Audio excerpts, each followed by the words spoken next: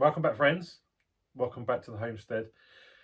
We're in the workshop. We don't come in here very often, and I thought it was about time that I did something about that. We really need somewhere, mostly me to be fair, but Gita as well, somewhere where we can call a workshop where we can not only fix stuff but make stuff as well. And after sort of being here, it'll be 5 years come December. Now it's October, and I got some time on my hands. At last I can do something about it. So you join me really at the middle of the beginning, I suppose. Very brief history is we came here 5 years ago. When we got here, this room, Darbanica it's called in Latvia, which his workshop was just full of junk. It was a storeroom, so we had a very quick tidy up. Well, clear out is a better word, and found some of the things that you can see here, and you know, maybe kind of cleared it out to about here, I suppose. And I built this, put this table saw in, and put some stuff over there.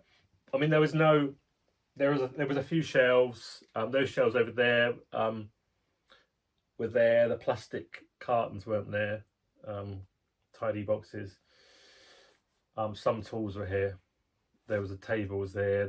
This table was over there, and freezer wasn't here.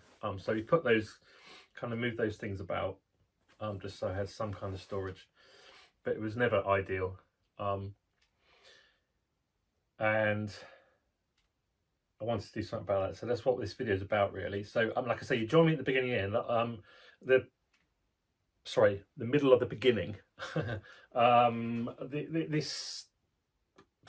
turn around and show you this tool storage area here. Our garden tool storage wasn't here. This is all, I had a version 1, which I'll probably put a photo up of, horizontal hanging, which worked for a few years, but we now need more space, so we're taking space back. I've not shown you me making that because it's not really the main point of this video. That's a good storage idea, but this is about building a proper workshop. So cabinets, worktops, placement of tools, which is ergonomic to our needs, and stuff like that. And then obviously from there on in we can make stuff. I started making bows, as in bow and arrows, a couple of years ago, and I really want to do that. The other reason for doing this really is just so that we have a workshop that we can use all year round, because here in Latvia it's -25, -30 in the winter. This is not a heated workshop. The heating part I'll cover in a separate video. I've got a solution coming for that. By the time you watch this, that video probably would already be out, so I'll link to it up here. Yeah, converting a table, all that kind of stuff. So that's what this video is about. Sorry if I've rambled on a bit, but I wanted to kind of bring you up to speed as to how the workshop is now. Obviously that's new as well, the racking over the top, take junk from the floor. Well, not really junk, but wood that is, and other bits that we just get it out of the way really, and use this space above my head that's not used. So skis, some other bits and pieces as well. Yeah, so let's get on. The first thing I think I'm going to do is convert this table to bring it up to the same, maybe a bit higher than this, so I can have the miter saw in here, and stuff. So this, you know, and these tables will be movable as well, so we can move stuff about to make space. Whether I put them on casters or just drag them about, I don't know yet. So that'll be the first job, I think, and then I'll get materials ordered for the side benches. We'll look at what I'm going to do with these shelves, possibly rip them out and start again, possibly leave half, I don't know yet. I'll think about it and then go from there. Right, so this is the bench, the table in question, and this is the worktop. It's a little bit rockety because the feet are a bit rotten, or the bottom of the legs, which we can sort out. Now, what I like is, what I'm thinking of, there's two choices: is completely build a new bench or reuse this one. Now, I'm going to try and reuse this one if possible, and then kind of put what's called a pork bench on top. So build this up underneath and have some holes in it which you can put clamps in and dogs and stuff, and that'd be a nice woodworking bench then. If you can't do that, then we'll build a brand new bench, but I think we need to do is strip all this down first of all and see what's underneath, see what we're dealing with.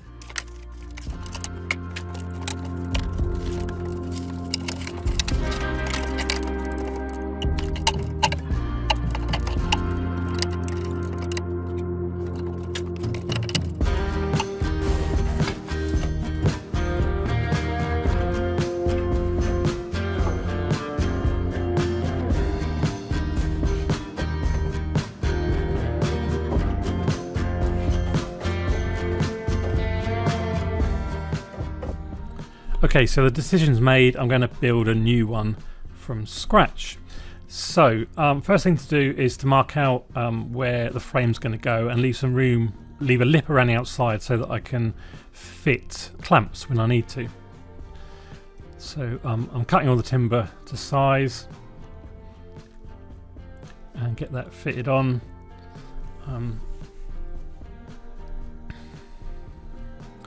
What I tend to do is to drill pocket screws. I've got a pocket screw jig which I'm using here, you can see, makes things a lot easier, and then I'll be able to fit the frame, the 4x2s, nicely onto the plywood, bolted ply, 18mm bolted ply,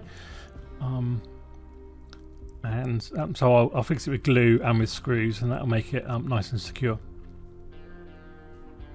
And then I screw the ends on by using a little template that I made to get the screw holes right. Whenever possible, I'd always recommend making templates where you've got to do more than one of something. It makes life so much easier and avoids mistakes.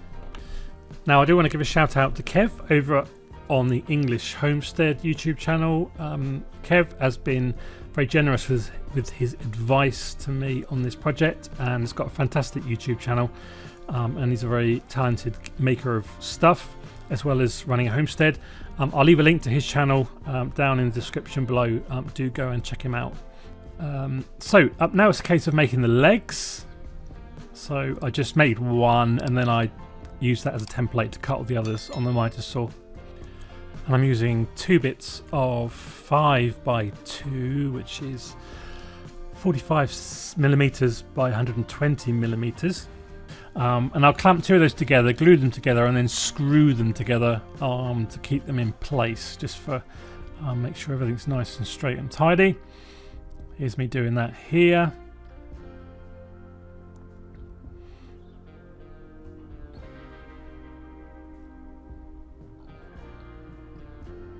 All the time I'm using squares and clamps just to avoid mistakes at any cost, really. Even though the thing is, when you're doing things repetitively, there is a chance that a mistake can slip in.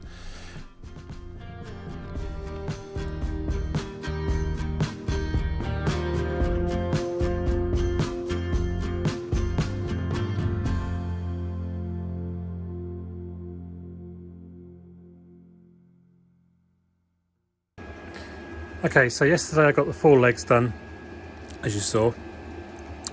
They just stood there in place at the moment, they're not fixed. So the next job to do is I need to put our cross braces on. That will go somewhere up here, and then we'll cut those in to here.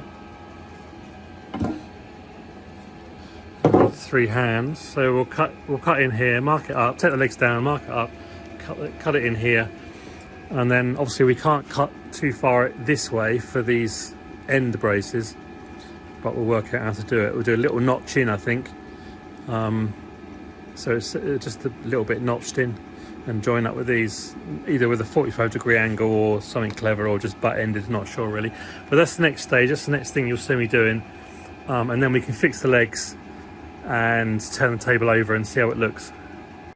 Okay, so first thing I'm doing here is to measure out exactly where I want the cross braces to go around the legs. Obviously I want them you need to have them at the same height all the way around to make it look neat and tidy. And then later on, if you want to put a shelf in, which I probably will do, that's where you're going to put it.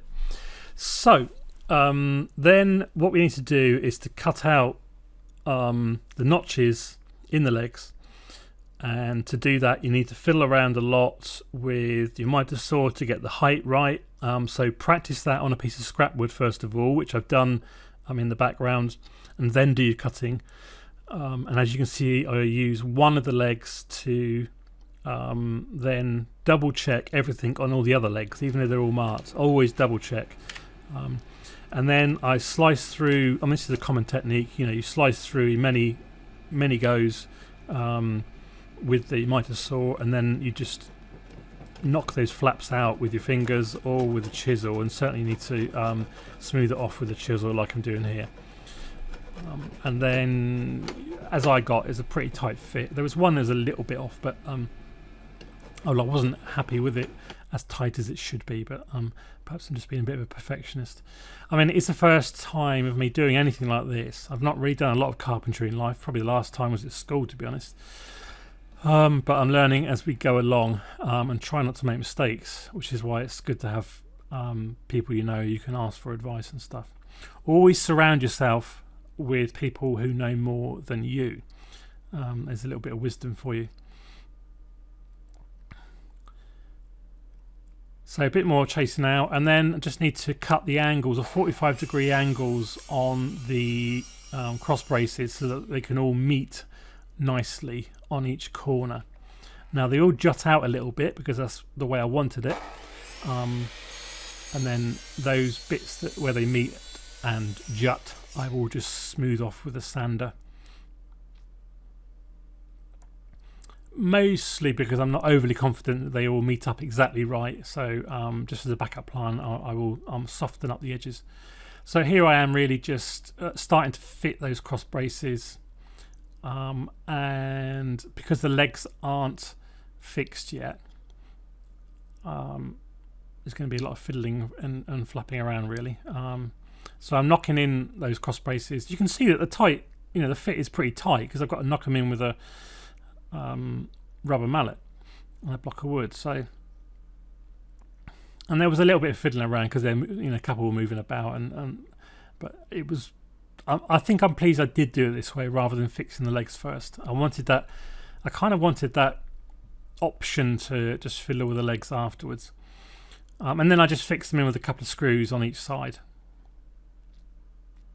And actually it worked really well. So then I'm going to fix the legs, and I've glued them. I'm going to glue them down and screw in the screws, and here's me screwing in the final screw, and it's all done.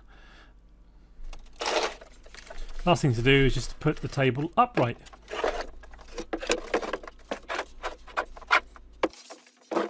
Okay, so table's done, as you can see.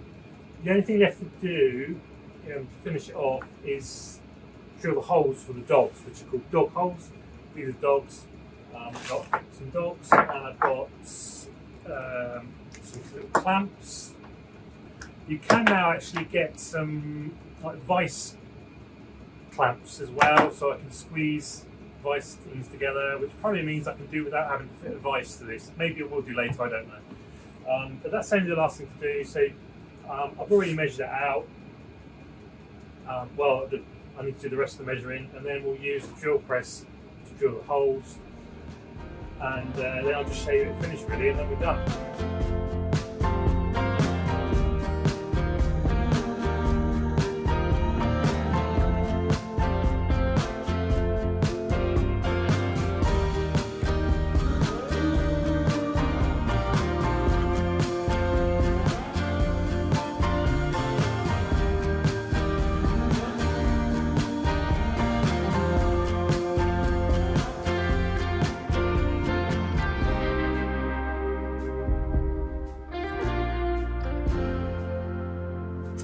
Okay, all finished.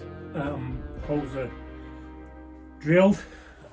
The dogs fit perfectly, as you can see.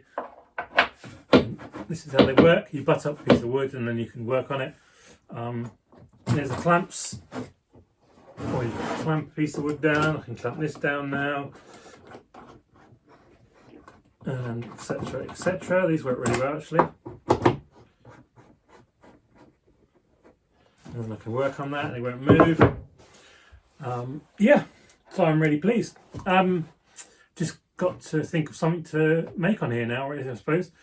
But obviously the next stage in the workshop refurb is to start making cabinets, and I'll do that when I've got the wood. I need to make a wood store first to store all the wood, so that'll be soon. So if you made it this far, thank you very much for watching. Don't forget to give Kev a look on his channel, English Homestead. I will leave the link below, like I said earlier in the video. Thanks for watching. Thanks for being a part of what we're doing here. If you found the video of interest, naturally give us a thumbs up, and there are lots of other videos that you'll find equally interesting on our channel. That's all really. So I'll say bye for now, and I'll see you in another video very soon.